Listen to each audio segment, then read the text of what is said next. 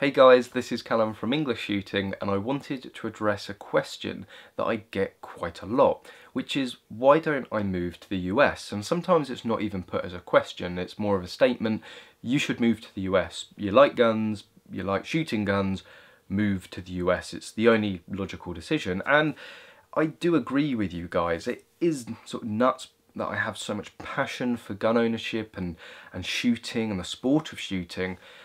And yet I live in a country that's very restrictive and makes things very, very hard to do the sport and take part in the hobby that I enjoy so much. And there's many different reasons why I don't go out to the US and why I don't leave, and I wanted to go into those reasons to answer that question of why I don't go out to the US, and also touch on a video that Sam from SRS Power recently did around he's not just a shooter, and that applies for pretty much everyone and pretty much everyone that shoots. Very few of us have the amazing opportunity and the privilege to do shooting professionally, no matter how much time we give to that hobby or sport. So the first reason is purely financially. It takes a lot of money to uproot and move to another country, and bearing in mind at the moment, you know, I'm not paying a huge amount of rent. That would certainly increase. I'm not paying for things like health insurance and dental insurance and all that sort of, and dental cover, which I would have to pay out in the States. And the job market in the US is very good for engineering, electronic engineering. The salaries are comparable, sometimes not always better than in the UK, but also there's the holidays that I'd have to take into account. You get less holidays in the US, and that's less time to actually pursue what I would be going out there to do, which is shooting. You know, I don't have the luxury of being able to do this all the time. I do need to work a 9 to 5, and it would mean getting a completely new job. I'd have to leave the company I'm working for, which I'm, you know, very, very happy at, and start a new life with a new job. That's a massive change in lifestyle, a massive change just to do more shooting. There's also the point that it's not actually that bad here for gun owners, and it's not actually that bad for the sport of shooting. Yes, we are restricted, yes, things can be quite difficult, but once you're into the sport, once you know what you're doing, it's just a matter of paperwork, crossing the T's, dotting the I's. Okay, we can't own pistols, we can't own semi-automatic full-bore rifles, but that's not the be-all and end-all. There are many different disciplines and sports that you can take part in that are all absolutely fantastic and great fun. Also, 3-gun, which is what I'm mainly into in practical shooting, yes, that is heavily modified for the UK, but we can still do it. I have just as much fun at some matches in the UK as I do out in the States. Yes, it is more fun having the 9mm semi-automatic pistol, but we still get to shoot long barrel pistols, we still get to do 3-gun and the proper drills and courses of fire. And if it was a case of move to the US and have everything, or live in a country that has nothing, then yes, the importance of actually being able to own a gun of any sort becomes a little bit more important. But in the UK, it's not decimated like that. We can still privately own guns, we can still go to a shooting club and shoot. So really the gain, although the potential and the market out there and the choice of firearms out there is massive, it's not going from nothing to everything, it's going from somewhere in the middle to everything. So the massive sacrifices I would have to make in my own my life, in every other aspect of my life, I don't think would justify that gain in what I could shoot and own. And then, of course, there are other aspects of my life. I have friends here, I have family, I have a girlfriend. I'm not going to be able to scoop them up and take them with me. And within my friends, there's friends from many different groups. I obviously have loads of shooting friends, but I have loads of car friends as well. I'm massively into the car scene in the UK. I go to shows, I go to Festival of Speed and the Goodwood Motor Circuit, which is only about 45 minutes away. Actually next weekend I'm going to the Sushi Sunday with the Civic Type R, and I've got a group of people I'm going with that I know and I go to many different meets with. I'm also into my watches, and I'm sort of a part of the watch community within the UK. I love collecting watches and learning about them. I have a small but growing collection, but I love learning about what watches are available, all the mechanics behind them, the past and history of watches, and also what's coming out and what's being designed right now, just like with firearms and just like with cars.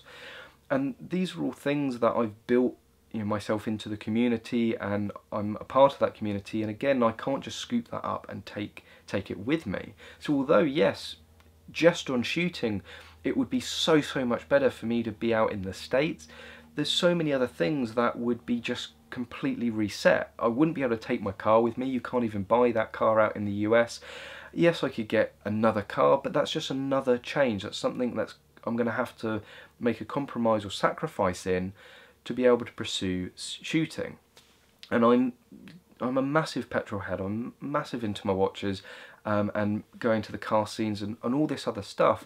And as a whole, I don't think it would level out. I'd be massively happy with the shooting, and everything else, it would probably take me a long time to build myself up to where I am now with the friends that I have. And then stuff like family, you can't just make new family. They're not going to come out with me. My girlfriend probably wouldn't come out with me, so that's ending a long-term relationship for the fact of going out for shooting. And unfortunately, these other aspects of life stop you from going absolutely crazy on one part of it. And going on to Sam's video that he did, it covered this quite well, that he's not just a shooter, he has other passions, he has other hobbies that he loves pursuing, and he also wants to share on SRS Power. He's got other topics he wants to discuss, nothing to do with shooting, that he wants to share. And his argument for doing this is that it's going to reach new audiences. Obviously we're very narrow and we're just going for the shooting audience at the moment on our channel, but actually by doing videos on cars, by doing videos on watches, by doing videos on engineering, design and rapid prototyping, it's entering new audiences and will possibly attract new people into the sport. If they see somebody that they associate with a car channel, or they watch English Shooting because they want to have a look at the Civic, or they want to look at the watch collection, and they've got an interest in that side, that hobby, but they also see, well, actually this guy shoots as well. He's not some reclusive weirdo that just hugs his guns every single night. He's got other interests, it's pretty well balanced, it's pretty level, and they might go, well, I've just learned something there, and they might watch a shooting video and learn a little bit more, and maybe their misconceptions will be changed. And that's a massively powerful sort of argument there to share more and enter those new audiences, which is why I'm going to be doing that. Now, I've sort of argued with myself for doing this for a long time, and I've created other channels in the past, but I want to keep everything under English Shooting. I want to grow this channel, and as Sam has said, and I've just said, by growing it into new audiences, it's only going to benefit shooting and get shooting to a wider audience, and people are probably going to learn and maybe even pick up a gun because of it. So I'm going to be doing it all on English Shooting. This isn't going to be instead of any shooting videos. I will still be doing at least one shooting video a week, and that will be, as always, on Sunday.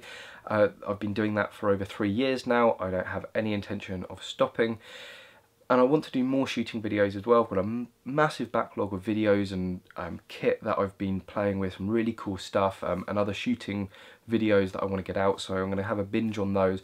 But I also want to be touching on those other topics, talking a bit about my car, the Civic Type R, and that's simply because of the interest that it gained at the Great British Shooting Show video, or within the Great British Shooting Show video, and a lot of you said you would love to learn a bit more. So if you're not interested in those other hobbies, in those other interests that I have, I will make it perfectly clear on the video that it's not going to be shooting related, and simply you don't have to click, you don't have to watch. If you are interested, and actually I know quite a lot of you guys share exactly the same collection of hobbies and interests, then please go in, have a look, let me know what you think. Car videos, shooting videos, watch videos, they're all very different to film, and the things you're going to want to talk about are very, very different. So I'm not going to be great at doing those sorts of videos to begin with, but if there's something that you like that I do, then please tell me. If there's something that you dislike, please tell me, and hopefully I'll be able to get a balance. And I'll trial this. It's not going to be indefinitely. Obviously, if you guys absolutely love it and it gets loads of views and lots of attention and more audience that are going to see the shooting videos as well, then that's great and I'll continue. If you guys don't like it, well, I can just go back to making the shooting videos. So there we go, just a really long-winded answer to the question of why I don't move out to the States and why I'm going to start covering more on this channel. And yes, I know it's English shooting, starting to do cars and other things. The name doesn't necessarily match with that, but the #1 gamer's called PewDiePie, so names aren't everything. There we go guys, thank you very much for watching this video, and as always, I hope to see you soon.